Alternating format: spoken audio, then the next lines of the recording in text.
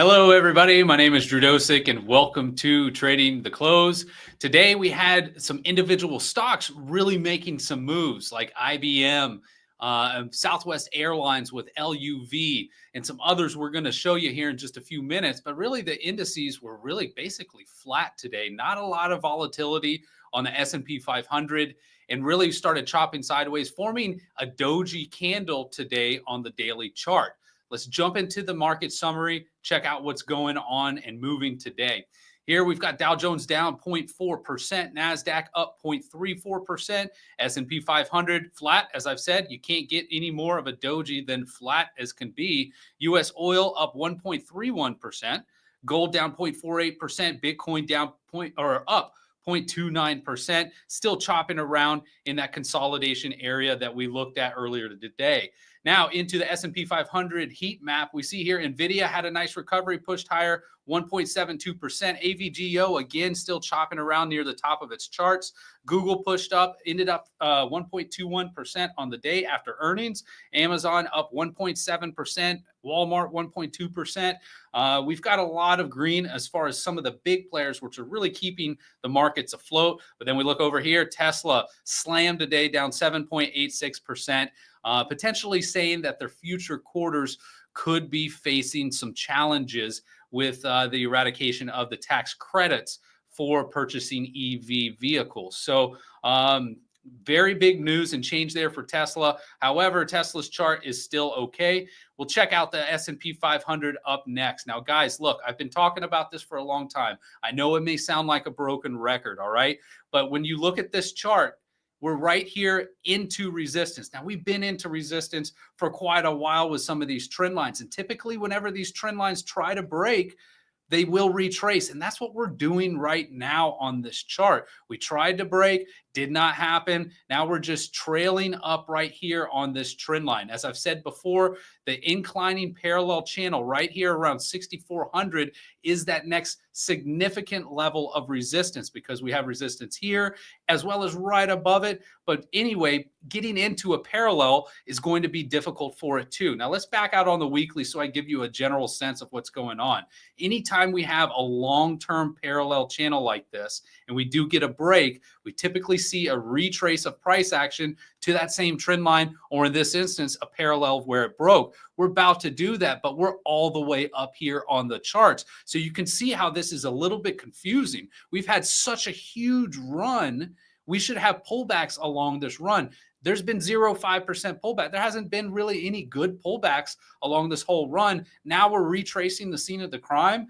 This is looking like it's going to be the area for the sell-off. Is it going to be tariff news? Is it going to be a straw that breaks the camel's back? Regardless of whatever it is, the RSI is up here near 70 on the weekly. On the daily, we're over 70.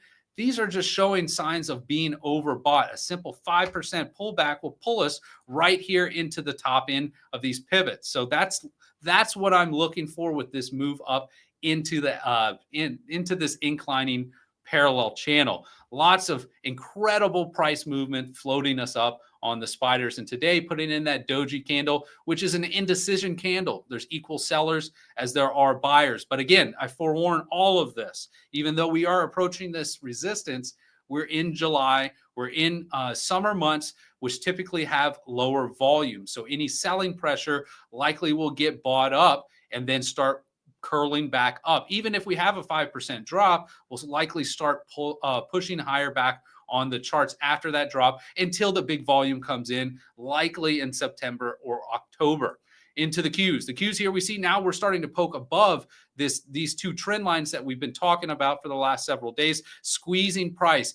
Keeping in mind, we're not closing at a new highs on the Qs, so not too much is changing on this chart. Next up, the SMH. SMH, as you see here, still has the daily topping tail intact on the S&P 500. We do not have that intact any longer, but this index is the one that leads the way. We have a topping tail, a slight move down, and somewhat still inside bearish consolidation. I would much rather see a larger drop and then see that bearish consolidation, because ultimately this can all be construed for consolidation too, except for, again, we're right back returning to the scene of the crime where the SMH has not yet confirmed back inside of this inclining parallel channel. Next up, IWM. Now, IWM did give up a little bit of its gains, did not get a confirming move above this consolidation today. So we're going to have to kick the can down the road to tomorrow or potentially next week. All in all, looks like IWM is still in good shape. We're closing the day here at 223.50, resistance up top 229.30, support down here at 221.35. Next up, Bitcoin. Now, Bitcoin, we touched on this morning on the game plan. Notice here with the daily topping tail still intact. Then we've had a move down and consolidation. Near term, that's bearish consolidation. If this wasn't here, if this was not a topping tail, let's just say we came up here, closed right in this area and did not have a topping tail, this would be bullish consolidation. So a little bit of mixed signals here on the chart of Bitcoin. Ultimately, with this move up, I do anticipate now it hit the top end of the parallel. We should start coming down. Price action and target still hasn't changed to 113.278. Next up, gold now pulling back comfortably inside this wedge pattern. Next area of support for it down here at 32.86. We'll watch to see if we reattack this area of the declining trend line, as that then will be the fourth attempt to come up and break through this area, which would then weaken it. But ultimately, no trade there on gold or trade set up at this current state. Into silver, silver had some slight pullback yesterday. Notice the doji candle too, right here on top, much like we're seeing on the S&P 500, usually shows there's indecision. And when we're moving up, then create a doji, that then does shift probabilities for some sort of slight pullback the next day, like what we're seeing here in silver. All in all, silver still hanging out well at the top end of this trend line. Should we break above and push higher? 41.66 is the target. If we break beneath 36.58 and 34.86 are the major support levels on silver. Into oil. Oil had a nice pop up today. That is to be understood if you know anything about time counts. And if you don't, do yourself a favor. Check out my course, Mastering the Overnight Trade, the sleeper hold. That's the first module I go through. A lot of trading, maybe TV shows or even YouTube shows you hear don't talk about time, and they're doing themselves a disservice. Time is so important in calculating trades, especially in time counts. These things are repetitive. It's cyclical in nature. It happens and repeats on the charts. It helps you get the key to unlock the strategies to really figure out the flow and patterns that present themselves on the charts. In addition, you get trend line support, you get trade setups. It's just a no-brainer. Guys, do yourself a favor, check that out. Make yourselves a better trader. All right, so back into U.S. oil, still bearish consolidation. Ultimate support for this bearish consolidation and break would be 63.86. Target for that break would be down here at the $60 price range. Into Nat Gas. Nat Gas did try to poke up a little bit today, retested this inclining trend line right here, did not close above, and since it's closing right down here near the bottom, we'll see if we start forming a bear flag over the coming days, in which case the support area of 255 would be on the horizon.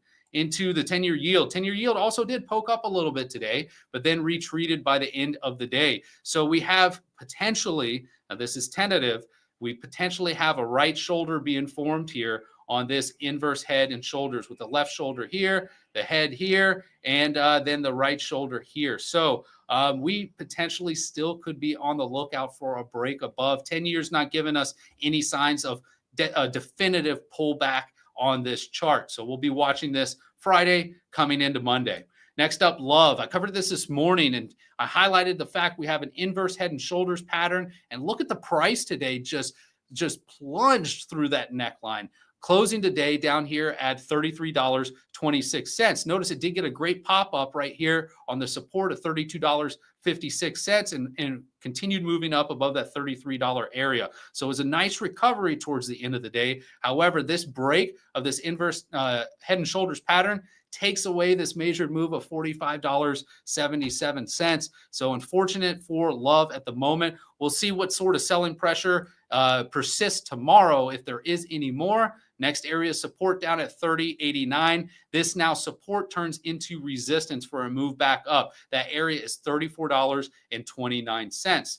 Next up, we've got Wing. Now, Wing is a smaller cap stock. It was all the rave right back here in June, pushing up to, you see this high pivot that was made right around $385 on the chart. Last earnings season, you can see they excelled and ripped higher, and now they're starting to retrace back in. They had fantastic earnings, talking about multiple levels of expansion, even internationally too. So the selling pressure here looks like a take profit opportunity, as a lot of the sentiment has waned here in Wingstop, but the fundamentals and the structure of their business is still the same. So it was a very nice sell-off today. This could climax. We're very near this support at 296.07. Watch for that to potentially get tagged tomorrow. If we do sell further, notice I've got a wedge pattern here on the charts. This area would then be support, this inclining trend line at 276.21. Notice how that's derived from all the way back here in June of 2022, strung through this pivot, and then we had a pierce down here through that heavy selling time frame earlier this year, and that ended in April. And then now we've had potentially, with price coming back down, a chance to revisit that trend line. That would be a great area to buy. Very low risk if it gets down there. What I recommend, probably staggering your entries, get a good pierce of this 300, and then start adding down here towards that support zone. Next up, on semiconductors. Now, On had a nice breakout. We didn't have any earnings to report on. However, you can see here, we were down 7% today. We actually fell straight into this gap fill, got a nice bounce up. But I wanted to point out, we had a breakout, a confirmed breakout here on. Now that breakout has failed. Usually we have the biggest moves on failed moves. However, on the semiconductor play, one of the main reasons they are selling, their CEO is no longer with the company, and they're looking for a replacement for the CEO. So there could be some investors that, with that uncertainty, back to uncertainty, guys, talked about that yesterday. Investors don't like uncertainty. So it could be a lot of those investors who are just looking to exit. We'll see if this is a quick dip. Ultimately, we want to see confirmation of the breakdown. We want to see price move down lower tomorrow and confirm under this candle, making this trend line then resistance going back up. I've seen countless times of fake outs, bull traps, bear traps. Right now, this move is a confirmed move higher. We need to see now a confirmed break beneath. If we poke right back up, price can simply keep going higher, because this area is not resistance at the current moment, right at $56.88. So be watching on semiconductor. If it does sell and continue down further, the next area of support's not far away, right here at $52.39. Keep in mind, they've got earnings coming up on August 4th. So this is a very interesting play. Tomorrow will provide a better picture, whether we confirm this breakdown or if we just have just a quick test candle dip down into this underlying area and then a return back above this trend line. Very interesting chart right here on.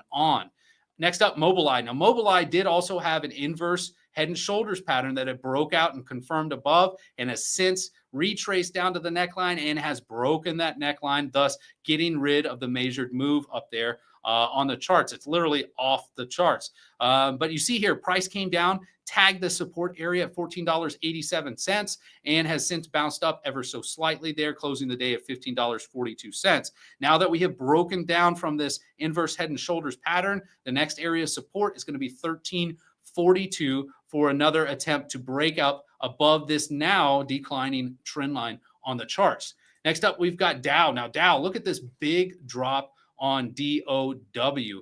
Big drop of 17.45%. Now, they did have earnings, and you can see here it was a double miss. So you can understand why price is coming down. But to add fuel to the fire of the selling pressure, they reduced their dividend paying by 50%.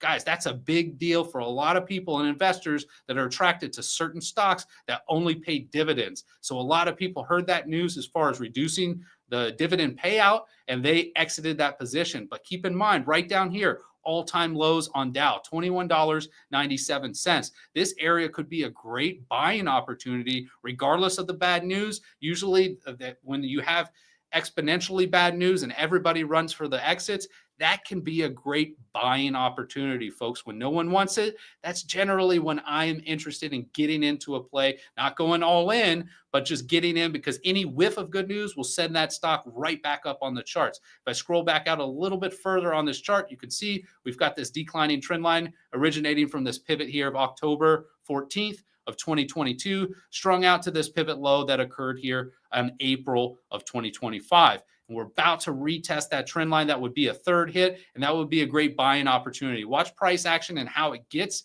into that trend line with this understanding that the all-time lows isn't much further at $21.97. Next up, Chipotle. Chipotle, we covered this early this morning. They did post earnings yesterday afternoon. They did have decent earnings. They had a mixed bag. They missed on revenue, but they hit on earnings per share. But ultimately, they said that the consumer sentiment last quarter had weakened at their restaurants. So we do see the stock price dropping down significantly today, closing 13.34% lower on the charts. It blew through this first support in pre-market hours, and then since has caught support right here at these pivots today. But ultimately, the next level of support, should selling pressure continue, is at $44.46. But notice this declining trend line, folks, and this declining parallel. This is a beautiful longer-term declining parallel channel. Now it's been hit several times on the bottom end, but notice this area too. This area has another great level of support, this longer-term trend line that is divided price up on this chart. Right here, I think would be a fantastic opportunity in the $42 down to $41 range on Chipotle for a long play. And also notice on the daily chart, we're coming down, poking through 30. So we may not get down that low. So that's why I've got these support levels listed for anybody interested in investing in Chipotle. Can start snagging some up here and then adding to the position as we continue lower on the daily RSI. Next up, and lastly, we've got FTI Technip. Now, this is a company based out of the Netherlands, as you see here. Or pardon me, that's a different company. This is out of Texas. This is an oil company based out of Texas. Great news on their earnings today. We pushed up 18.02% and 2.04% for revenue. Awesome. Good news for them, but yet they're running right into near-term resistance. This is not all-time highs. If we go back out onto the monthly chart, you can see we're quite a bit ways off of the all-time highs, but in the near term, we're extended. Matter of fact, we're overextended. Divergence is taking place here on the monthly chart, and it's a beautiful move up here into resistance. So watch this trend line tomorrow. If price stutters around this area or even consolidates, that would be ideal for any FTI bulls. Since we did push up so far so fast, let's get some consolidation and then another attempt to break through that trend line. That way it will clear the door for the next level of resistance at $41.92. All right, guys, that wraps up Trading to Close. This is going to be the last episode for this week. I'll be back on Monday afternoon. Hope you guys have a fantastic weekend. Until then, I'll see you guys on the charts. Have a good one. Hey guys, Lawton here with Verified Investing, and I am so excited to announce our brand new partnership with Kinesis. Kinesis is a revolutionary concept. They're able to create cryptocurrency that's tied directly to gold and silver in the form of KAU and KAG. You can send in your gold or silver and convert that directly into tradable currency. Another thing you can do is buy their gold. You can convert your US dollars or whatever currency you want into KAU and KAG. You can withdraw that and actually receive physical gold and physical silver. This is absolutely revolutionary. We know with how volatile everything is, it's important to have things grounded in silver and gold, and Kinesis is a great way to do that without the risk of having to go out and buy gold and silver bars yourself. They also have a trading platform directly linked with TradingView that I advise you all to check out. Thank you so much to Kinesis for sponsoring Verified Investing.